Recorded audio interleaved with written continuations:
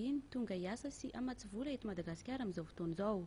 Orinasa miisa 20 avy any Maroc no tonga eto amintsika nanatrika ny hetsika African Business Connect izay notanterahana tetsy amin'ny trano fandraisam-bahiny Carlton Nanosy ary nandraisan'ireo mpandraharaha malagasy sy ny misolo tena ny ministera anjara.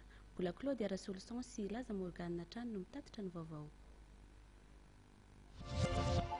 Telonjato sy arivo ireo fionana eo amin'ny mpandraharaha malagasy sy marokana na ny rencontre B2B voalaza fa isy mandritry ny hetsika African Business Connect no tanterahana teny amin'ny trano fandraisam-bahiny Carlton androany raha nambarany Ramatoa Zara Mahafri, Tale Général ny Maroc Export. Ny Tale Général ny BMCE Bank of Africa kosa dia nilaza fa tsy misy ny fahatoniana ara-politika raha tsy misy ny fahatoniana ara-toekarena.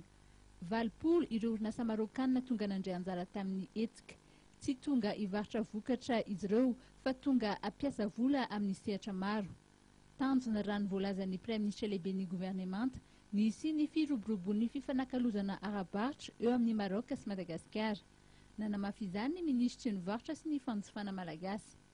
Tsisy afa-tsy tombontsoa andraisana amin'ny fiaraha-miasa amin'ny Maroc satria ilo hitantsika io ny fahavonosany zareo miaraka amin'ny BOA ny problème manokony eto atsika problème andalam-pandrosoana ohatra atsika dia lefa matsimbola tahaka ireny ka raha misy ny projet ateraky ty mikasy ty dia rehefa vonona ny mpamatsy-bola dia azo tenaina ny andehanan'izany fiaraha-miasa zany. Mindro manantena ny sekretera jeneral ny ministeran'ny varotra ivelany any Maroc fa ahafana mampitombo ny fifanakalozana ara-barotra sy ametraka fiaraha-miasa maharitra mba anangana Afrika mandroso sy matanjaka na Afrique prospère et solide ny hetsika African Business Connect.